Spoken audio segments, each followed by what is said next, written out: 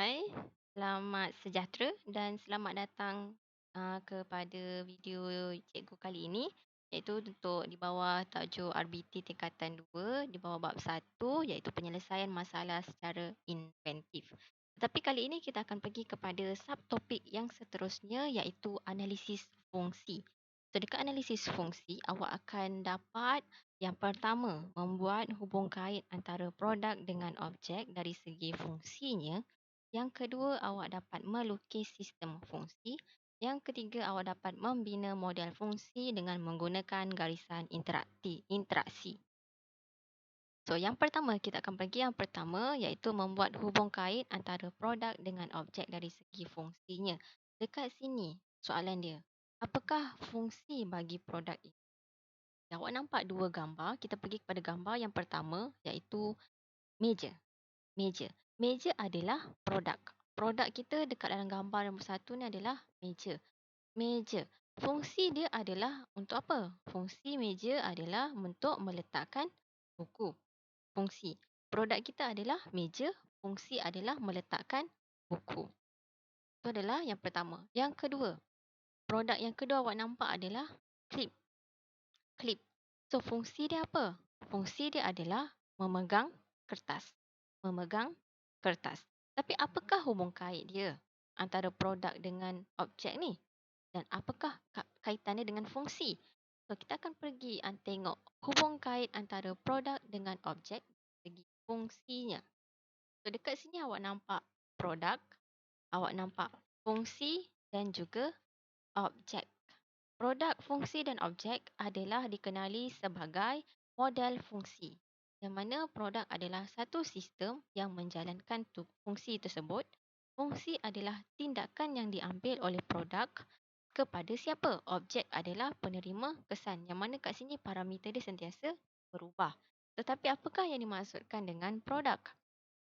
Produk ataupun sistem ini adalah gabungan beberapa komponen yang membentuk produk yang lengkap. Contoh dekat sini adalah kerusi. Kerusi. Kerusi berfungsi untuk, fungsi dia apa? Fungsi dia boleh letak barang, boleh duduk, boleh berdiri di atasnya untuk mengambil barang yang tinggi. Produk kerusi. Dekat kerusi itu, sebelum menjadi kerusi, ada beberapa komponen yang digabungkan. Dekat situ kita boleh lihat pecahan-pecahan komponen dia. Kemudian maksud fungsi. Fungsi adalah tindakan. Tindakan yang dilakukan produk untuk merubah objek sasaran. Tindakan. Contoh cikgu kata tadi kerusi. Kerusi, fungsi dia adalah memegang. Memegang. Memegang apa? Memegang barang, memegang manusia. Untuk apa lagi? Itu adalah tindakan ataupun fungsi.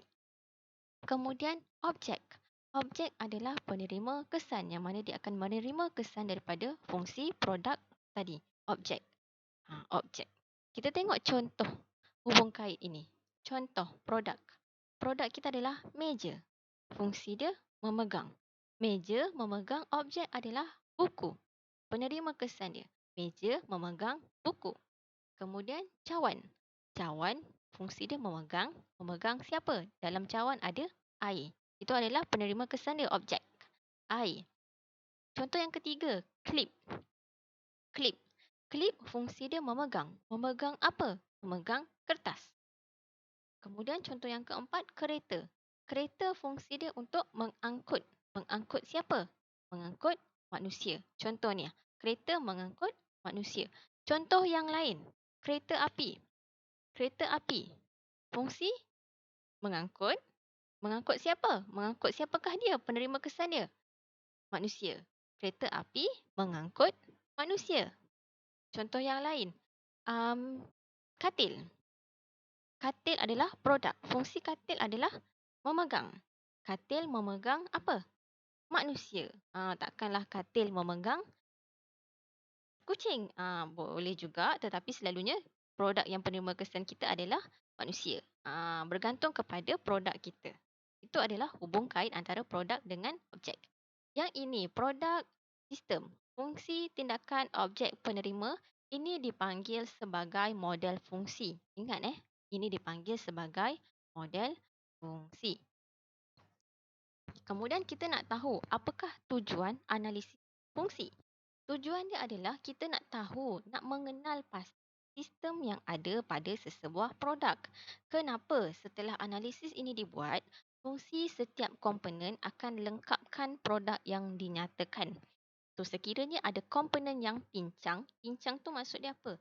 Pincang tu maksudnya ada yang rosak, ada yang patah, komponen yang patah. So, dia ni memberi kesan kepada produk tersebut yang mana fungsi produk tersebut akan terjejas. Contoh gambar kerusi ni. Ai, gambar kerusi ni. Kat kerusi ni ada sesuatu komponen yang pincang iaitu mungkin skru. Skru dekat belakang kerusi ni sudah karat. So, menyebabkan produk ini terjejas dan tidak dapat digunakan lagi. So, untuk analisis fungsi, kita dapat kenal pasti punca sesebuah masalah produk. Kemudian kita akan pergi kepada yang kedua iaitu melukis sistem fungsi. Melukis sistem fungsi. Contoh yang diberi adalah meja. Meja. Meja. Dekat sini awak tengok model fungsi yang cikgu telah buat iaitu meja memegang buku. Meja ini adalah produk. Memegang adalah fungsi. Buku adalah objek.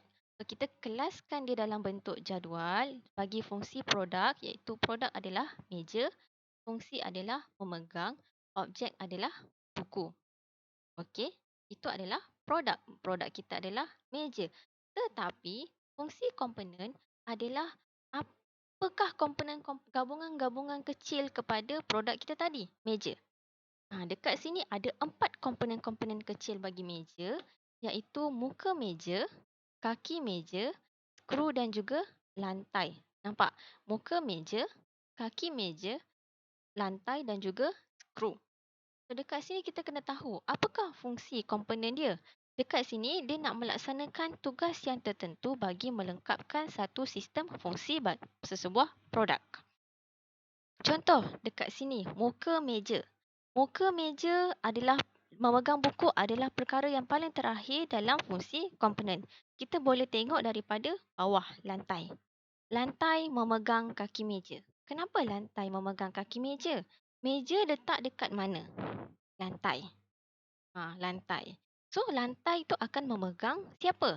Siapa yang dia jumpa dulu? Takkan dia jumpa muka meja. Dia akan menjumpa kaki meja terlebih dahulu. Kemudian, kaki meja dan muka meja. Kaki meja akan memegang muka meja. Tetapi macam mana kaki meja nak memegang muka meja? Dia ada komponen yang lain iaitu skru. Yang mana skru akan memegang kaki meja dan juga muka meja.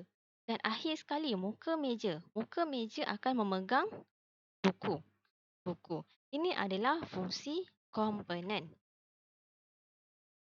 Berdasarkan fungsi komponen tadi, kita mampu untuk melukis satu gambar rajah model fungsi. Kita terjemahkan dia dalam gambar rajah model fungsi. Dekat sini adalah contoh fungsi komponen yang kita dah buat tadi. Kita tengok gambar rajah model fungsi. Dia bermula daripada lantai, daripada bawah. Lantai akan memegang siapa? Kaki meja. Kaki meja akan memegang muka meja. Muka meja akan memegang buku. So, tetapi siapakah yang antara ini yang akan memegang kaki meja dan muka meja? Komponen dia adalah skru. Skru akan memegang kaki meja dan skru juga akan memegang muka meja. Ini adalah gambar rajah model fungsi yang selalu ditanya apabila kita dah lengkapkan jadual fungsi komponen ni, dia akan suruh kita terjemahkan dia dalam gambar rajah model fungsi. So, dekat situ pastikan komponen yang awak senaraikan itu adalah benar berdasarkan produk yang dipilih. Okey, kemudian kita akan belajar bagaimana untuk membina model fungsi dengan menggunakan garisan interaksi. Garisan interaksi ada 4. Ada 4. Garisan interaksi ini digunakan untuk menggambarkan sesuatu masalah. Awak boleh tengok simbol ada 4 dan juga maksudnya juga adalah 4. Setiap satu simbol garisan adalah untuk menunjukkan apakah fungsi dia ni? Apakah kesan dia ni kepada sesuatu produk tersebut? Simbol yang pertama iaitu satu garisan lurus. Ini adalah garisan yang kita gunakan dalam model fungsi sebentar tadi. Seperti tadi, tengok warna merah tu, itu adalah simbol garisan terus yang mana dia bermaksud dia berguna. Berguna. Daripada satu komponen kepada komponen yang lain, dia berguna. Kemudian simbol yang kedua, garisan putus-putus. Dia ni berguna tetapi tidak mencukupi. Berguna tetapi tidak mencukupi. Kemudian ada satu garis lurus yang tebal yang mana dia ni adalah berguna tetapi berlebihan. Berguna tetapi berlebihan. Dan keempat, kita ada nampak garisan yang macam berlingkar-lingkar tu, itu adalah garisan yang bermasalah. Bermasalah. Macam mana kita nak interaksikan di dalam model fungsi kita tadi? Okey, sebelum kita nak membina model fungsi menggunakan garisan interaksi, terdapat dua kaedah analisis yang kita kena kenal pasti dalam menyelesaikan masalah. Dalam menyelesaikan masalah. Contoh, kita ada yang pertama, kaedah yang pertama adalah masalah fungsi dan punca masalah, dan yang kedua adalah analisis berantai punca dan kesan. Yang pertama, kita kenal pasti, kita cari dulu punca masalah. Kenapa? Apa masalah dia? Kita tengok jadual model fungsi ni tak ada masalah. Tetapi dia mengatakan meja bergoyang dan tidak stabil. Kenapa? Bagaimanakah meja bergoyang dan tidak stabil ini boleh berlaku? Dia adalah disebabkan faktor super sistem. Super sistem. Super sistem adalah faktor persekitaran yang memberi kesan terhadap produk. Sebagai contoh, lantai, cahaya dan juga kelembapan. Bila berlaku seperti itu, meja bergoyang dan tidak stabil, dia berlaku masalah kelembapan pada skru. Skru. Skru. Kenapa? Skru yang memegang muka meja dan kaki meja mengalami masalah disebabkan mungkin skru tersebut karat. So, bila dah jadi masalah kelembapan di situ, garisan bagi interaksi tersebut akan berubah menjadi garisan putus-putus. Dekat kaki meja memegang muka meja akan ada garisan putus-putus. Muka meja memegang buku turut ada garisan putus-putus. Garisan putus-putus bermaksud dia berguna tetapi tidak mencukupi. Boleh guna tetapi bila-bila masa boleh patah meja tersebut. Boleh? Kemudian kita pergi kepada yang kedua iaitu analisis berantai punca dan kesan. Dekat sini, setiap masalah dia ada punca dan kesan yang tersendiri yang mana kita dapat selesaikan setelah kita kenal pasti punca dan alat yang digunakan. So dekat sini tujuan kita adalah untuk memahami dan mengesahkan rantaian punca dan kesan bagi sesuatu masalah. Kaedah ini selalunya menggunakan soalan demi soalan. Contoh, mengapa masalah ini terjadi? Kenapa dia berlaku? Mengapa? Dan diteruskan sehingga mendapat jawapan yang diperoleh. Dekat sini, dalam analisis berantai punca dan kesan, kita boleh tengok beberapa jenis dan contoh halangan yang memberi kesan kepada kita punya sesuatu model fungsi. Dekat situ halangan boleh jadi ada 3 iaitu semula jadi. Contoh halangan adalah panas, lembap dan hujan. Yang mana dekat sini semula jadi meja tadi menyebabkan skru karat sebab lembap. Dari segi sains dan fizikal iaitu dari segi momentum dan graviti. Halangan yang seterusnya mungkin meja tersebut jatuh disebabkan oleh graviti. Kemudian yang ketiga, sifat asas projek. Kebolehan iaitu contoh halangan adalah kebolehan manusia.